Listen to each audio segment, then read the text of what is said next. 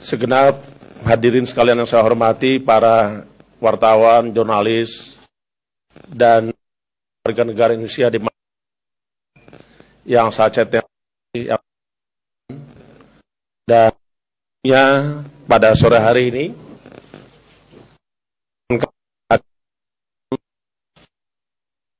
dan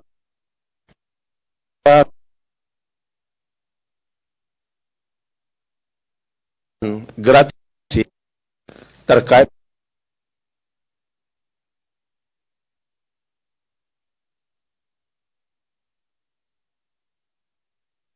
hari ini kami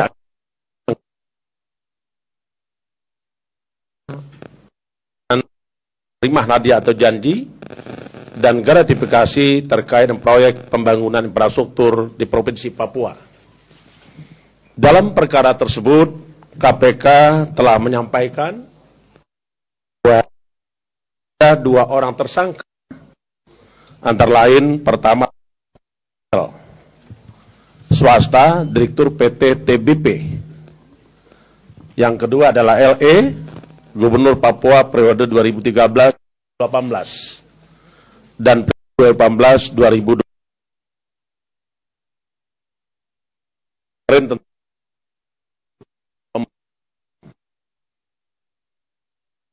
Selengkapnya sebagai berikut.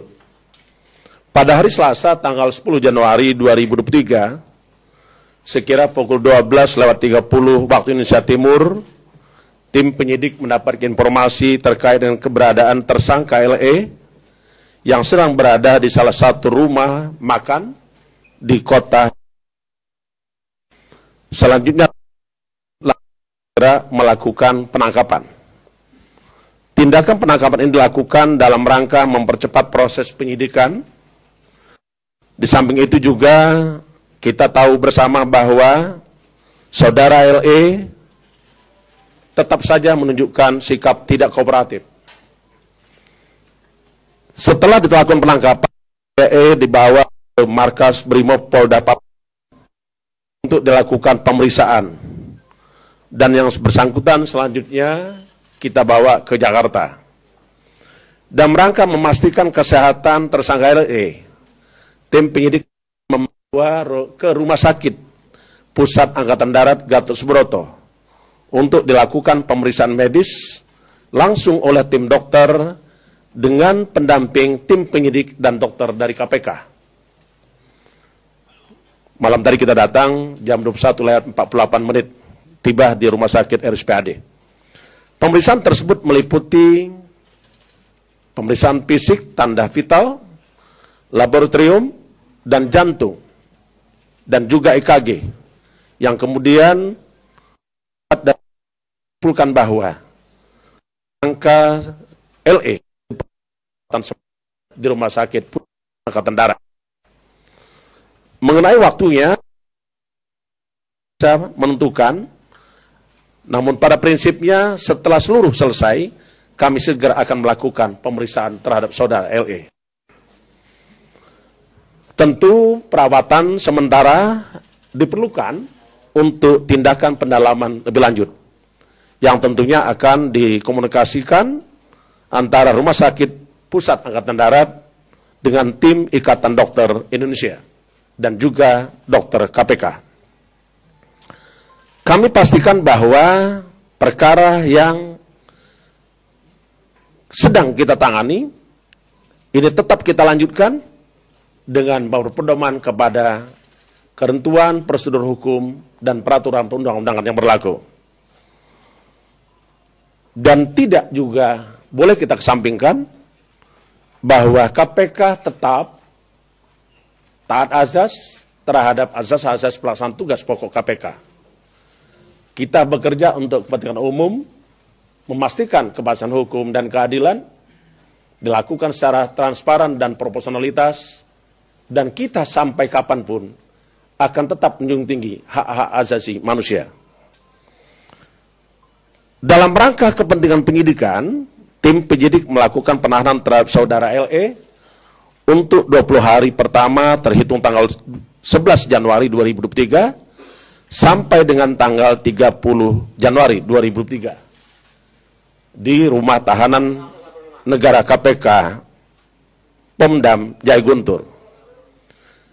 Mempertimbangkan keadaan kondisi tersangka Lukas NMB, maka penyidik KPK melakukan tindakan hukum berupa pembantaran untuk sementara kepentingan perawatan sementara di rumah sakit RSPAD sejak hari ini sampai dengan kondisi yang membaik, khususnya dalam hal pertimbangan kesehatan tersangka Lukas NMB. Adapun konstruksi perkara perlu kami sampaikan kembali lebih lengkapnya sebagai berikut. Tersangka Lukas NMB di tahun 2013 pertama kali dilantik sebagai Gubernur Papua untuk periode 2013-2018 dan terpilih kembali pada tahun 2018 sampai dengan 2023. Dengan kedudukannya sebagai gubernur, tersangka Lukas NMB LE kemudian diduga ikut terlibat hingga berperan aktif dalam beberapa kegiatan pengadaan proyek infrastruktur di Dinas PUPR Pemprov Papua dengan memenangkan perusahaan tertentu, di antaranya perusahaan milik tersangka RL, yaitu PT TBP, untuk mengerjakan proyek-proyek multi-years. Agar dimenangkan, tersangka RL yang sudah kita lakukan penahanan sebelumnya, diduga melakukan komunikasi dan pertemuan hingga memberikan sejumlah uang sebelum proses pelelangan berlangsung. Adapun pihak-pihak yang ditemui tersangka RL, diantaranya tersangka LE, dan beberapa pejabat di pemerintahan Provinsi Papua. Melalui pertemuan tersebut, tersangka RL kemudian mendapatkan paket proyek pekerjaan di tahun anggaran 2019 sampai dengan 2021, di antaranya sebagai berikut. Pertama, proyek multi-years peningkatan jalan Entrop Hamadi dengan nilai 14,8 miliar rupiah. Kedua, proyek multi-years rehab sarana dan prasarana penunjang PAUD integrasi dengan nilai proyek 13,3 miliar. Ketiga, proyek multi-years penataan lingkungan Venus menembak outdoors Auri dengan nilai proyek 12,9 miliar. Berdasarkan hasil pemeriksaan, penyidik menyimpulkan bahwa ada kesepakatan yang disanggupi di antara tersangka RL untuk diberikan yang kemudian diterima tersangka LE dan beberapa pejabat di Provinsi Papua. Di antaranya adanya pembagian presentasi proyek hingga mencapai 14% dari nilai kontrak setelah dikurangi nilai PPH dan PPN. Sebelum maupun setelah terpilih untuk mengerjakan proyek dimaksud, tersangka LE diduga telah menerima uang dari RL sebesar 1 miliar rupiah. Tersangka LE juga diduga telah menerima pemberian lain sebagai gratifikasi yang berhubungan dengan jabatannya yang berdasarkan bukti permulaan sejauh ini sampai saat ini berjumlah sekitar 10 miliar rupiah. Saat ini kami terus melakukan pendalaman terkait informasi dan data termasuk aliran uang yang diduga diterima LE dan juga dugaan perubahan bentuk ke dalam ataupun beberapa aset yang bernilai ekonomis. Hingga sekarang tim penyidik telah melakukan pemeriksaan lebih kurang 76 orang. Kami pun telah melakukan penggeledahan lebih kurang 6 tempat daerah yang kami lakukan di tempat yang tersebar di Papua, di Jakarta, Sukabumi, Bogor, Tangerang, Batam. Dan KPK juga telah melakukan penyitaan aset antara lain berupa emas batangan, perhiasan emas dan kendaraan mewah dengan nilai sekitar 4,5 miliar rupiah. Di samping itu, KPK telah memblokir rekening dengan nilai 76,2 miliar. Berdasarkan alat bukti, maka patut disangkakan tersangka telah disangkakan melanggar pasal 12 huruf A atau huruf B, atau pasal 11 dan pasal 12B besar Undang-Undang 31 tahun 1999 tentang pemberantasan tindak pidana korupsi, sebagaimana telah diubah dengan Undang-Undang nomor 20 tahun 2021 tentang perubahan atas Undang-Undang 31 tahun 1999 tentang pemberantasan tindak pidana korupsi. Kami sungguh prihatin kondisi masih saja sering terjadi korupsi, khusus dilakukan oleh kepala daerah. KPK tidak akan pernah berhenti untuk melakukan upaya-upaya membersihkan Indonesia dari praktek korupsi.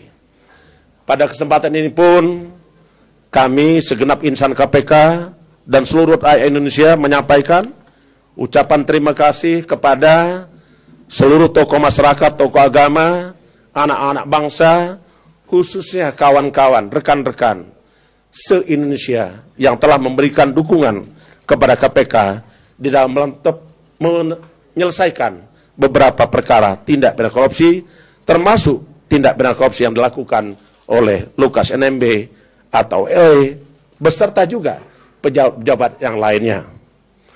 Kami dalam kesempatan ini menyampaikan ucapan terima kasih tak terhingga atas sinergi Kepolisian Republik Indonesia, TNI, Badan Intelijen Negara, seluruh tokoh masyarakat atau agama, tokoh pemuda se-Papua, sehingga kita mampu menyelesaikan persoalan-persoalan kebangsaan.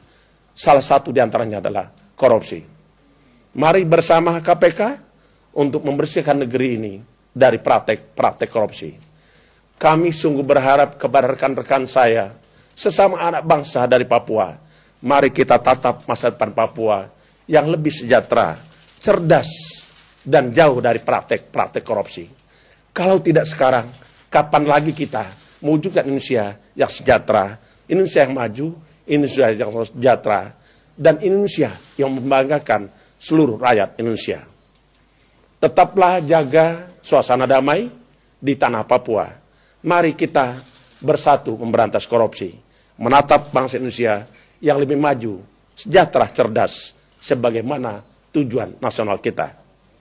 Saya kira demikian yang kami ingin sampaikan. Kami ingin mengajak rekan-rekan semua, rekan-rekan media, bahwa hari ini kami sudah sampaikan terkait dengan perkembangan penanganan perkara tindak pidana korupsi berupa suap dan gratifikasi, penerimaan hadiah atau janji yang dilakukan oleh tersangka LE di Papua. Dukung terus KPK, mari bersama KPK membersihkan negeri ini dari praktek korupsi. Sekian, terima kasih. Saya akhiri, wassalamualaikum warahmatullahi wabarakatuh. Om Santi Santi Om, Salam, Rahayu. Baik, terima kasih Pak Ketua yang sudah menyampaikan terkait perkembangan dari penangkapan tersangka LE yang sejak kemarin saya kira teman-teman mengikuti pemberitaannya sampai sore hari ini. Berikutnya silahkan kami beri kesempatan 3 orang penanya. Oke, sebelah kiri saya.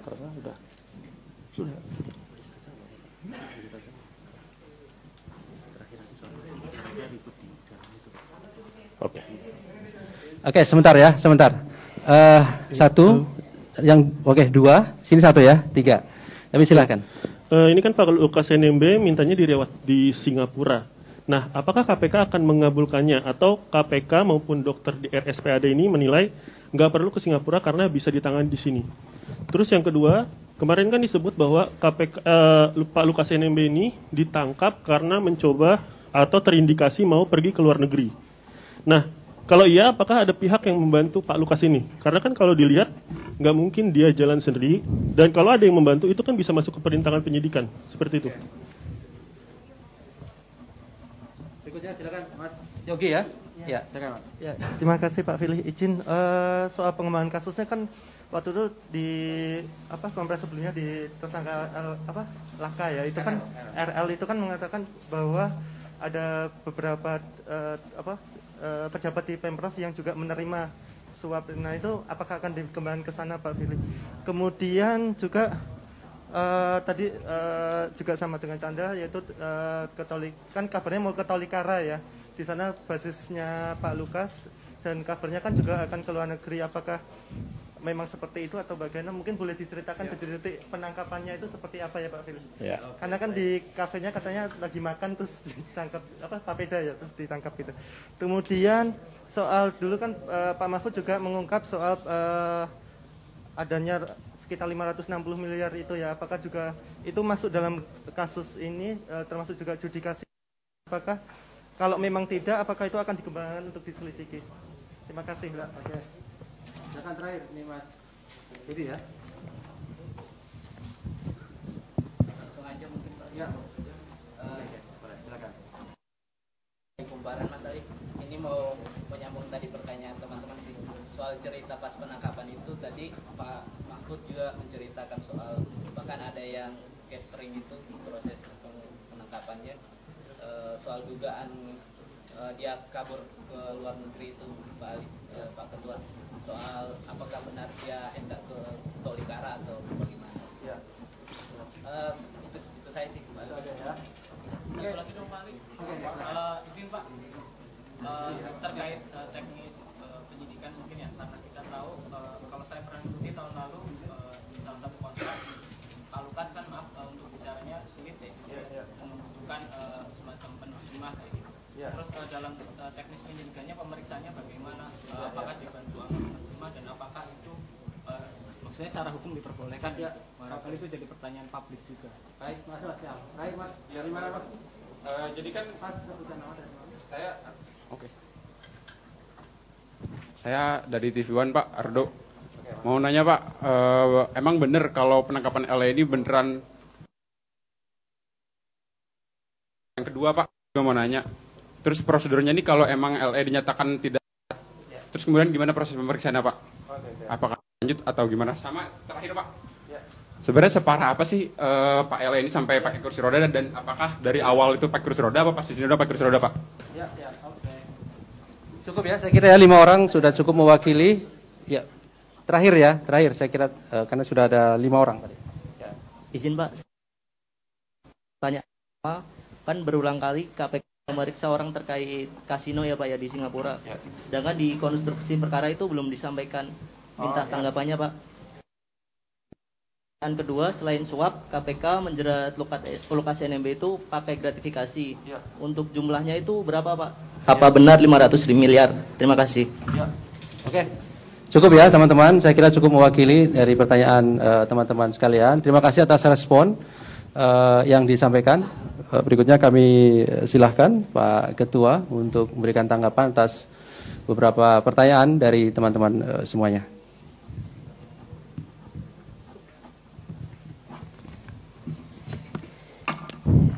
Baik, terima kasih. Saya kira tadi ada beberapa respon dari rekan-rekan media, dan tentu itu adalah mewakili seluruh rakyat Indonesia. Saya mengucapkan terima kasih atas respon yang begitu hangat, yang begitu lengkap, dan tentu saya akan coba untuk memberi jawaban, mudah-mudahan bisa menjawab pertanyaan tadi. Yang pertama terkait dengan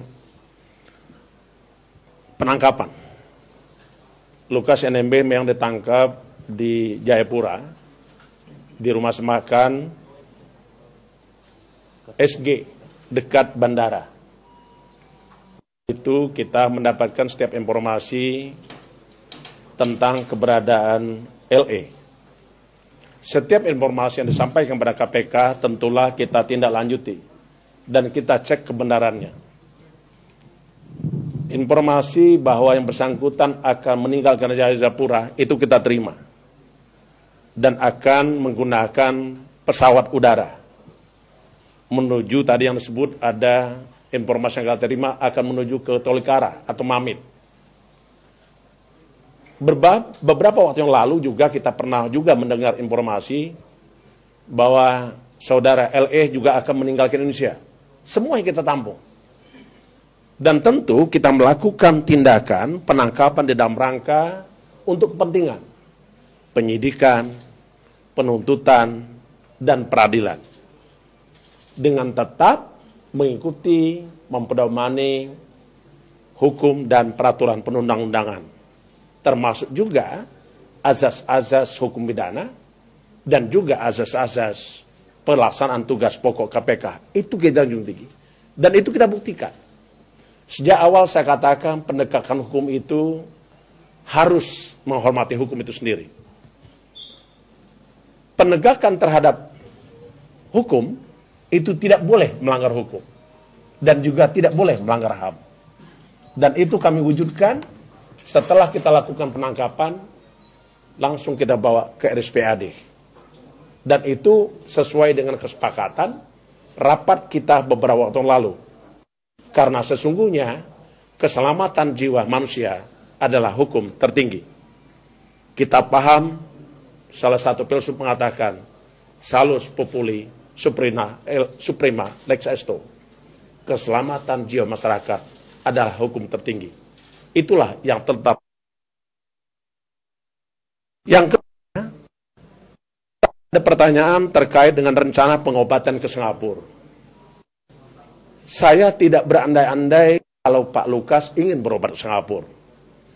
Karena sampai hari ini saya masih meyakini bahwa kemampuan profesional dokter kita, fasilitas rumah sakit kita, sudah cukup dan memadai. Yang berikutnya, terkait dengan pelaku lain. Kita ingat bahwa konsep apa yang disebut dengan tersangka. Tersangka adalah seseorang yang karena perbuatannya dan atau keadaannya berdasarkan bukti permulaan patut diduga sebagai pelaku tindak pidana. Itulah yang dipegang oleh KPK. Sehingga kita tidak pernah seolah-olah mengatakan orang tersangka. Kita pastikan bahwa KPK tidak akan pernah mentersangkakan seseorang kecuali karena perbuatannya dan atau keadaannya berdasarkan bukti permulaan cukup patut diduga selaku tindak pidana. Tentu informasi siapa saja pelakunya itu akan kita lakukan pendalaman dalam proses penyelidikan maupun penyidikan. Karena sesungguhnya penyelidikan adalah serangkaian tindakan penyelidik untuk menemukan suatu peristiwa guna kepentingan penyidikan. Begitu juga penyidikan adalah serangkaian tindakan penyidik berdasarkan undang-undang dan hukum acara dan merangka menemukan, mencari keterangan dan bukti-bukti. Dan dengan bukti-bukti itu akan membuat terangnya suatu persidangan dan menemukan tersangka. Jadi tolong bersabar dulu ya, tersangka lainnya. Bapak Ibu-Ibu sekalian yang kami hormati, saya juga ingin merespon tentang terkait dengan apakah ada dugaan berangkat ke luar negeri. Tentu kita, seluruh informasi kita tindak lanjuti. Itu menjadi mahal informasi itu, dan kita lakukan untuk penangkapan terhadap saudara LE. Yang berikutnya terkait dengan tindak pidana sendiri yang dilakukan oleh LE. Kami melakukan penyidikan tindak pidana korupsi sebagaimana diatur dalam Undang-Undang Nomor 19 2019 di pasal 6 huruf E. Dikatakan bahwa Komisi Pemberantasan Korupsi melakukan penyelidikan, penyidikan dan penuntutan tindak pidana korupsi. Itu yang pertama. Yang kedua, KPK pun memiliki kewenangan untuk melakukan penyidikan terhadap tindak pidana pencucian uang. Karena itu, KPK selalu saja menggandengkan antara tindak pidana korupsi dengan tindak pidana pencucian uang. Karena sesungguhnya itu adalah salah satu cara untuk meningkatkan aset recovery, merampas setiap harta kekayaan para pelaku koruptor yang dihasilkan dari hasil kejahatan korupsi. Dan tentu juga kita tidak berhenti di situ, kita akan juga bekerja untuk membuktikan ada atau tidaknya tindak pidana korupsi lainnya. Bapak dan Ibu sekalian yang saya hormati, terakhir tadi ada yang bertanya tentang bagaimana melakukan pemeriksaan terhadap orang sakit. Tentu ini kita akan menggunakan ahli. Ada ahli bahasa, ada ahli isyarat, semuanya kita akan gunakan dalam rangka mempercepat penyelesaian perkara tindak pidana korupsi atas nama tersangka Lukas NMB. Yang terakhir, kalau masalah kursi roda, saya kira itu adalah pertimbangan kesehatan dari tim dokter DRSPAD, dan saya tidak akan jawab itu. Yang pasti yang berikutnya adalah tentang informasi yang berdasarkan laporan hasil analisis PPATK. Itu kita akan tindak lanjuti. Tadi yang menyebut bagaimana dengan tindak pidana uang yang beredar digunakan oleh LE di kasino, ada yang lain, itu kita, semua informasi akan kita pakai dalam rangka penyelesaian perkara tindak pidana korupsi yang dilakukan oleh tersangka LE. Saya kira demikian dari saya tidak jawab kursi roda ya. Nanti kalau saya jawab kursi roda, loh kok kapan Ketua KPK tahu tentang kursi roda? Ya. Apa? Update kesehatannya, Pak. Update kesehatannya polisi. Mungkin dari Pak Dokter mungkin bisa sebentar. Ya, saya kembalikan. Pak Putin, Ya. poin garis besarnya. Ya. Ya, oh ya, sebentar. Apa? Surat penangkapan pasti. Ya. Saya kira rekan-rekan sudah sangat tahu apa yang dimaksud dengan penangkapan. Satu. Kedua, kapan itu penangkapan dilakukan? Karena setiap penyelidik seketika mengetahui bahwa seseorang itu telah melakukan suatu peristiwa pidana, maka wajib bagi dia untuk melakukan penangkapan. Setiap warga negara tahu tentang pelaku tindak pidana, punya hak untuk melakukan penangkapan, selanjutnya diserahkan kepada penyidik. Oke? Terima kasih. Cukup. Silakan, Pak. Terima kasih. Tadi malam Tuan LE masuk di Pavilion Kartika RSPAD Gatot Subroto pukul 21.48. Kemudian tim dokter memeriksa Tuan LE dan mendapatkan adanya kondisi kesehatan yang perlu penanganan dan juga tindak lanjut untuk Tuan LE. Dan saat ini kami memperoleh dari hasil pemeriksaan oleh tim dokter, kesehatan beliau lebih baik dibandingkan dengan tadi malam. Dan dalam kondisi stabil. Demikian kami laporkan. Ya.